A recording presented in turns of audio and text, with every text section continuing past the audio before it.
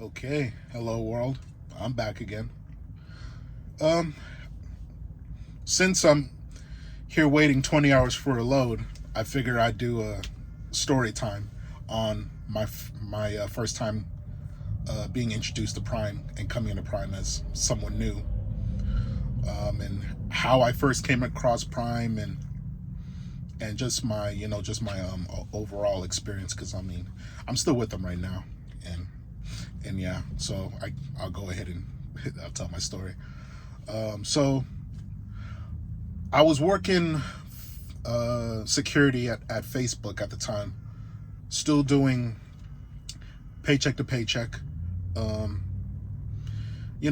just like the most of us, just barely scraping, getting by, doing it in California. And I wasn't really doing so. For the most part, to all my friends, I was doing fine. Not struggling, but I was appearing that I was doing fine, but I was just drowning on the inside. I just didn't want anyone to know, and I was just looking for it's my purpose, what it is I need to be doing, and there were just times I'm just doing it's my normal walks around, and I'm always thinking to myself, like, why do I feel empty? I'm searching for whatever that is, but I don't know what it is yet, but I need to find that yearning of the purpose that's and I'm feeling hollow inside. And me coming into work trying to put on a smile, and it's a fake smile because I'm just not where I need to be at.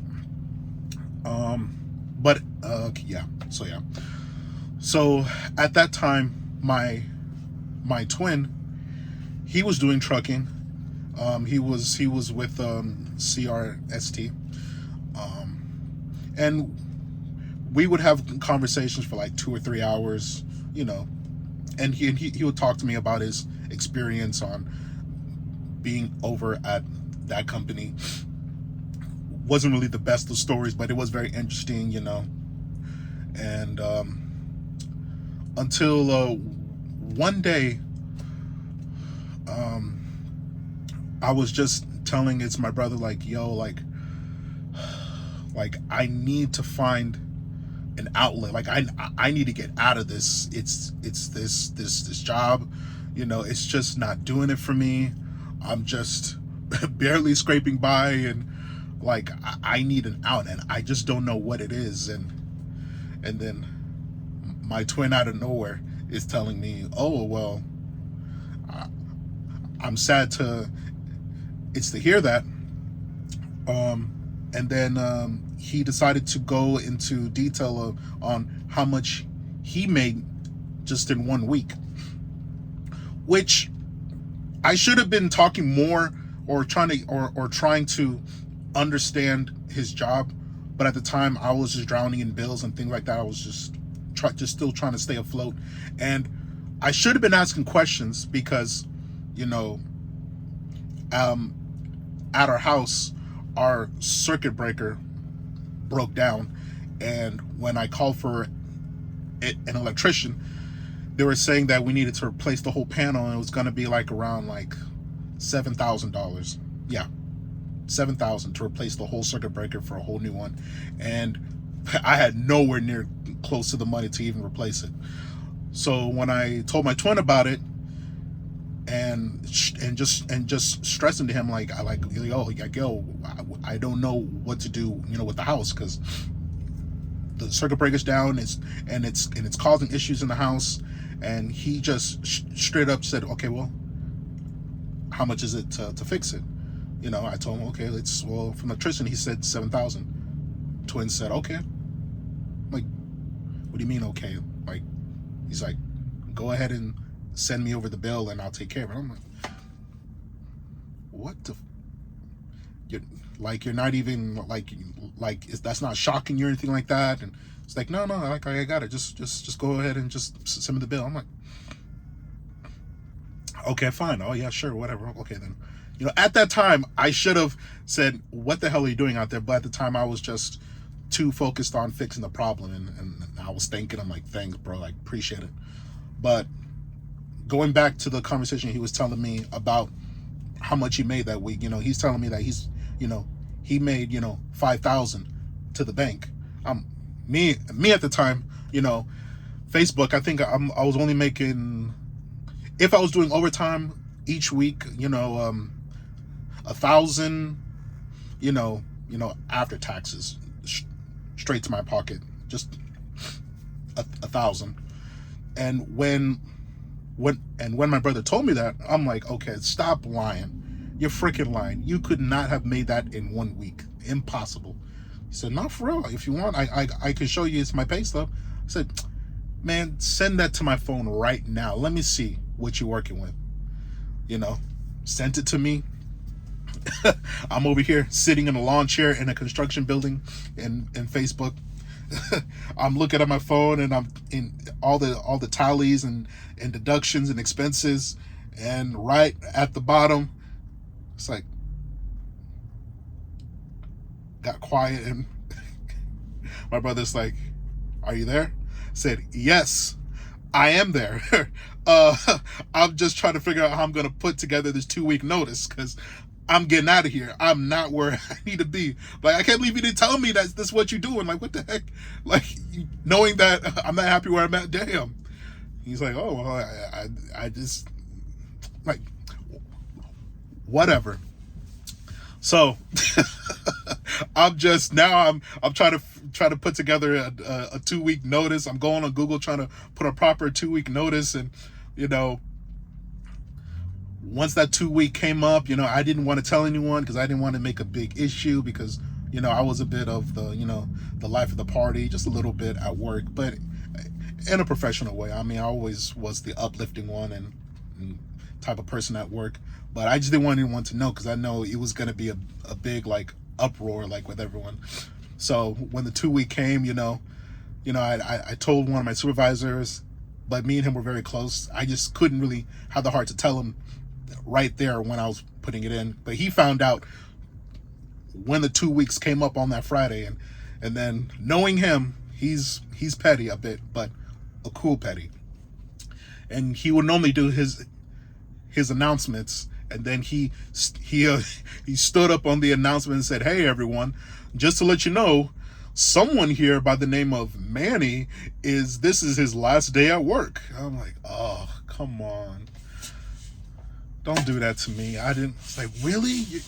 You're really going to leave us? I'm like, man, yeah. And they're like, what are you going to go do? What are you going to do? Like, I'm going to go into trucking. And I'm like, really? Ain't that scary? Or all these things that, that most people think about going into trucking. I'm like, hey, I'm taking my chances. I'm going. I'm like, hey, if my twin can do it, I can do it. I can do it better, but humbly speaking. So my brother was just giving me it's the rundown, what I need to be doing to go apply for Prime. And my twin was telling me, like, if I had it my way, that's where I would go, is Prime, because they have the cafeteria, they have all the amenities, the workout room, a salon, the spa, all the things that you could need, to be comfortable. I said, okay, great. He's like, just go on the website, fill out the application, and once you fill out the application, the recruiter will call you to explain it's the next step. So that's what I did. Filled the application.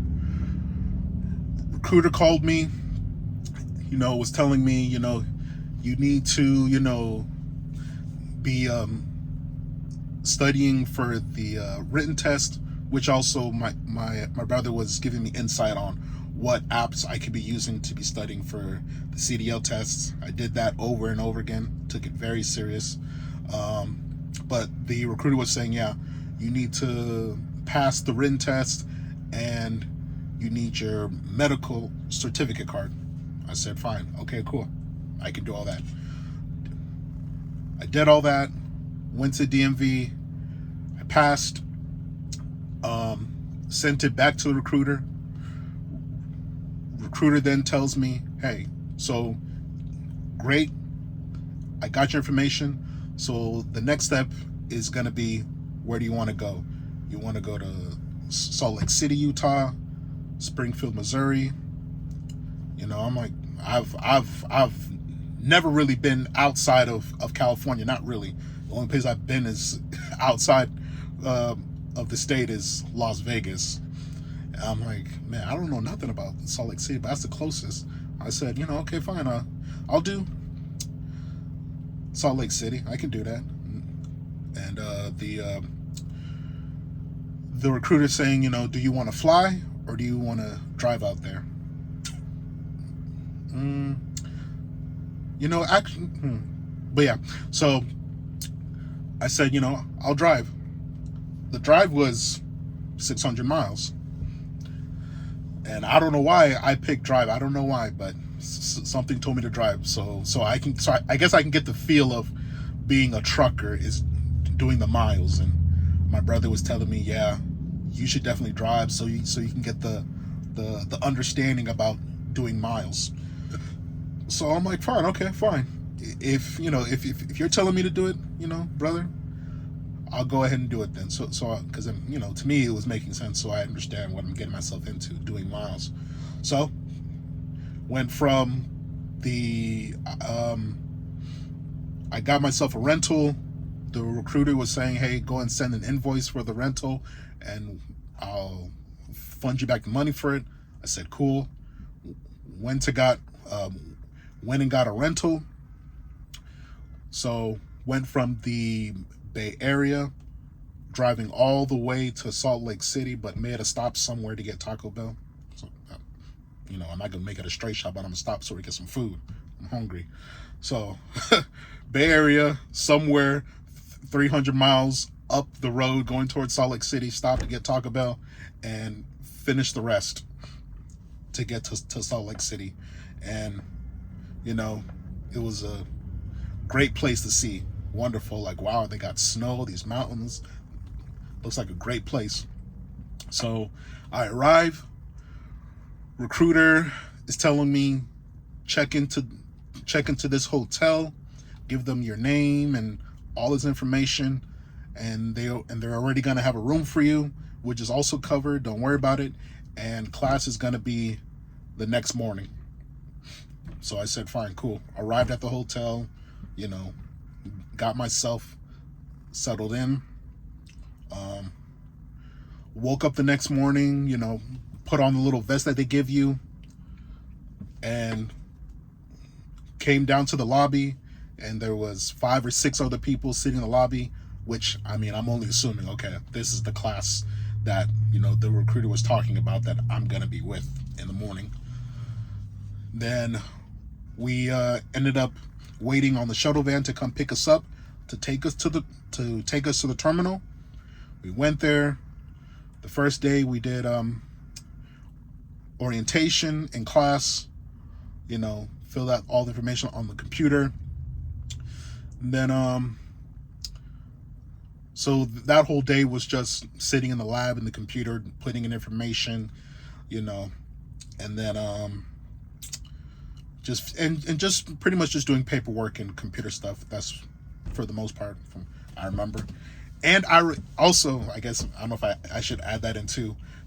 I don't know why, but in the rental, I brought with me my 2 adjustable dumbbell sets, each one, holding 50 pounds, because, I got to do my workout. I had to bring it with me. I don't know. Even though I had to carry that, each one from the rental car into the hotel room.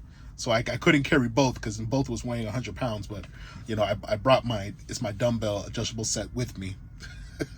I don't know. I guess I wasn't really thinking that one out through. So, but, anyways, so yeah, that was the first day of just doing that computer and paperwork. Second day, we were in the sim lab on this little arcade type of machine, but it's a simulation of driving a truck.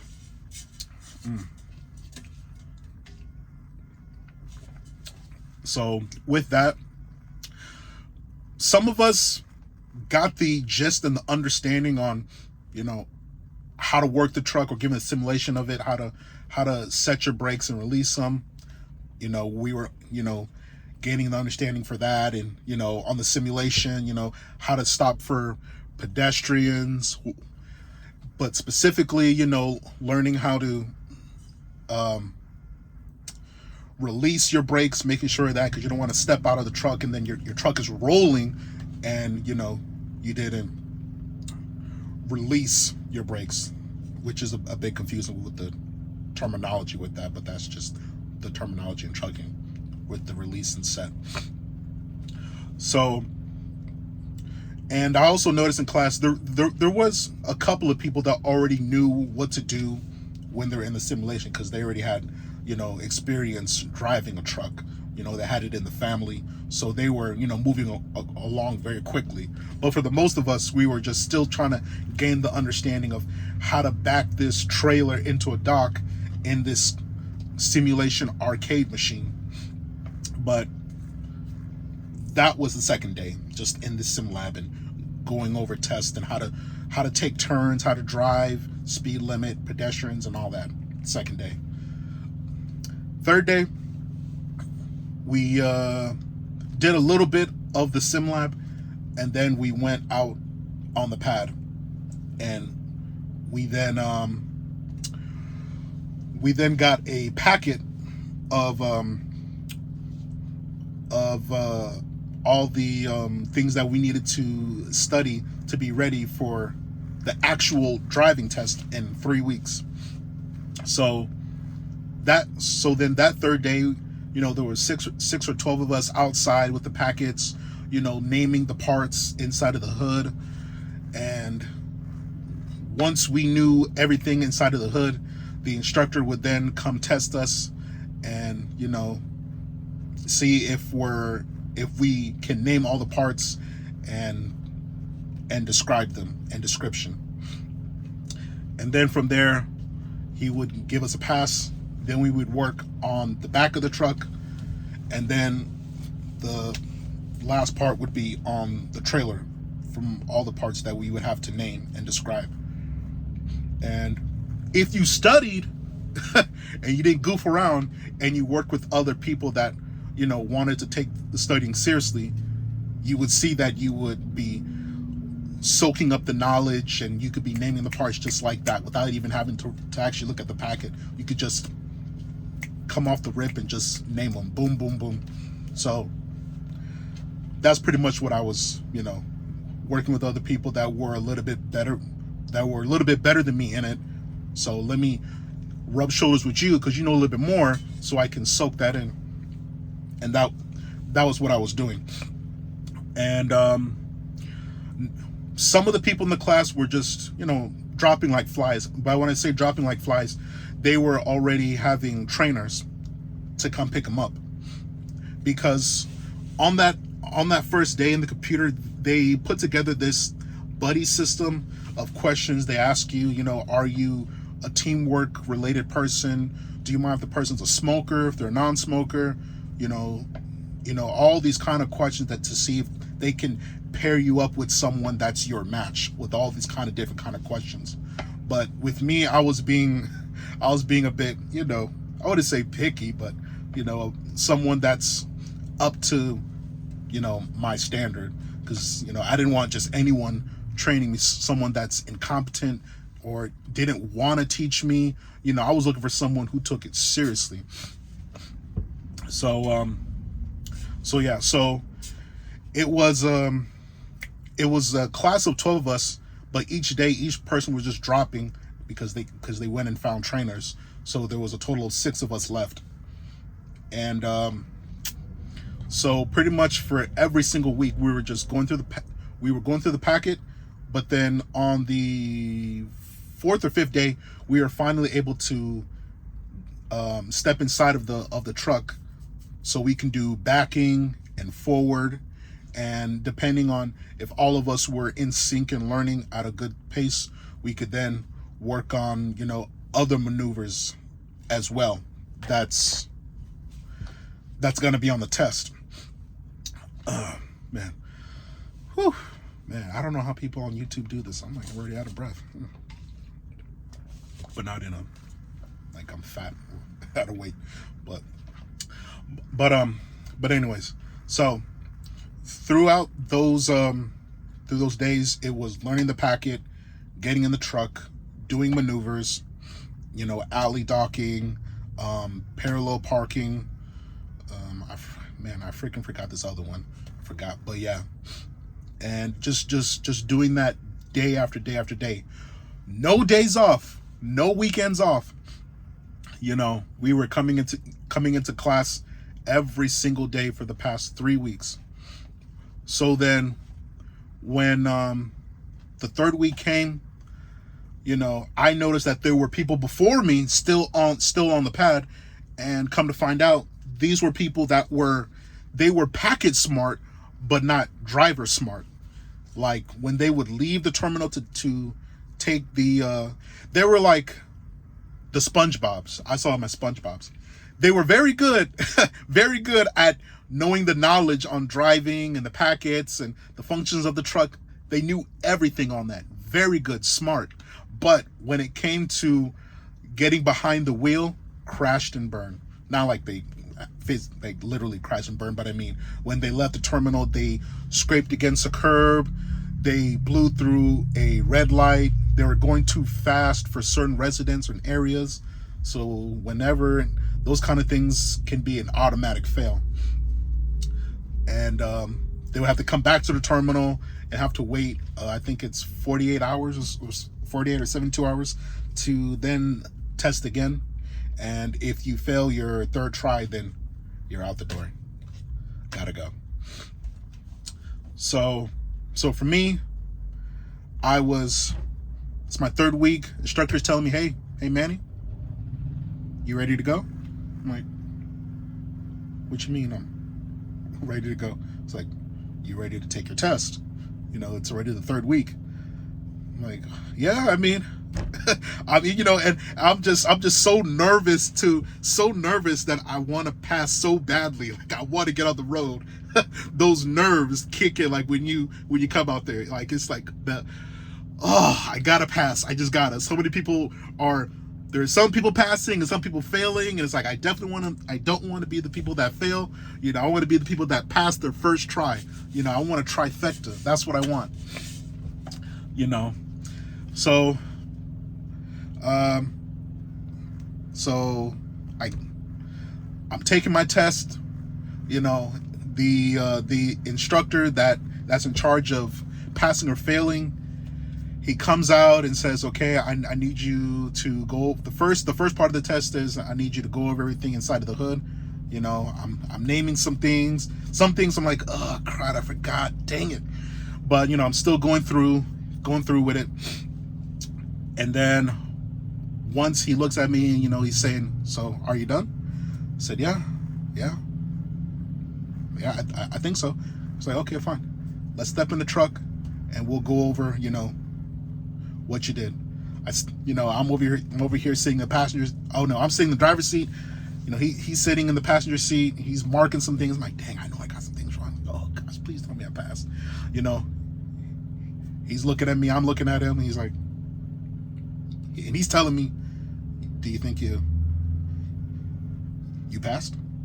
I'm like sweating. I'm like a little bit sweating. I'm like, yeah. I mean, I think I passed.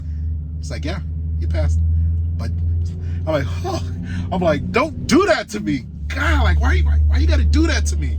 He's like, hey, the only reason I did that to you is because, some of the instructors, they were speaking highly on you, and, I just gotta be a little, gotta give you some tough love. I'm like, okay, all right, fine, okay, So perfect. So I passed that. Next is the maneuvers. How to show them that I can back, I can go forward, I can do the parallel maneuver, and then the docking maneuver. I did all that. Perfect. Then last thing, got to do city driving. So we went and did the city driving. We're on the road, about to take the off ramp. I noticed that it's saying that it's 25 miles an hour, but I just wasn't slowing down enough. I think I was at 30, and I was taking the curve a little. I wasn't supposed to be taking the curve on the off ramp at that speed. And he was like, "Yo, chill back on the speed. You're going too fast for, it's this curve. It's saying right there, read the posted signs." I'm like, damn, yeah, okay. It's just my adrenaline's kicking in, and it's like, oh, I'm anxious. I want to pass. So that's inside of me too, and I don't want to fail myself. So, and I'm trying to hurry up. I guess I'm trying to hurry up and pass this test. So I'm like, okay, I gotta tell myself, let me cool down. All right. So then, we get on the freeway. I'm doing the correct speed limit. We get off an exit, go through a residence. I gotta take that. It's that curve turn. It's the curve turn on my right. I gotta make a right, but I gotta be on the outside lane, not on the inside. Did that perfect. And then once we did enough of all that, came back to the terminal, and he's like, "So you think you passed?" I'm like, I was like, I didn't want to be cocky. I'm like, I would say for the most part, yeah. I think I did. For the most part, it's like, hey, for the most part, I know I did good. I know I did. You can't goof me on this one. I know I did. You can't pull that one on me. And he's like, yeah, you passed. But he's like, hey, watch it with the speed, okay? Watch it with that. But yes, here you go. You passed. I'm just jumping up, and I'm like, I was about to damn near kiss the man. No. Pause. I'm like, oh, yeah, I passed. Yes. So then, I come back to the pad, and then I'm playing, just a little joke with the instructors. I'm coming back all sad, and I'm like, damn, nah, I didn't pass. And they're like, oh, are you freaking kidding me? After all we did with you? Nah, what the hell did you do? I'm like, gotcha, I passed. They're all giving me high fives and handshakes. I'm like, yeah, I trifecta, I got it. I passed everything, and they're telling me to come outside, come take a picture next to the truck. I'm smiling cheek to cheek that I passed. Classmates are happy for me. Like, yo, wow, you did like, what'd you do wrong? What'd you do right? Asked me all sorts of questions. That was a wonderful feeling. It was a great feeling. So then, instructors telling me like, hey, take this to your local DMV. Wait like 2 weeks for you to, wait 2 weeks, and then you'll get in the mail your actual physical driver's license. I'm like, cool.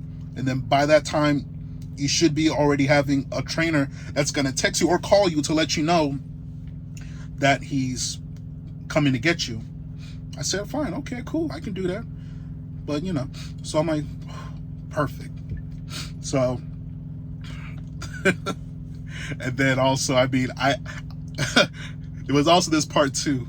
Even with me, I'll bring it back a little bit. I don't know if I'm gonna get in trouble for this, but also while I was studying my packet, when we would be done for the day, because I think it was like 2 or 3. Because sorry, we would arrive at the terminal at 7, and then we'd be done at 3 p.m. So 7 a.m. to 3 p.m.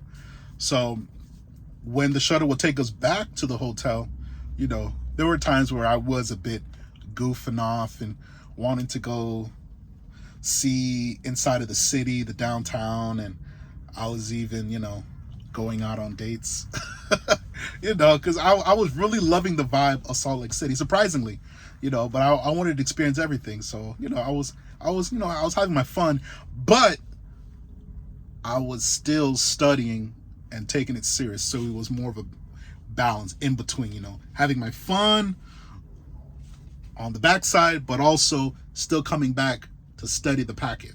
So that was pretty much, just my story with that. It was my experience with coming to Prime and studying and getting my license. I had a great time. I guess I could speak for me. Like, it was a great experience. I enjoyed it. There's, yeah, I'll say, yeah, I'll say that. I was trying to think if there's anything else that I was,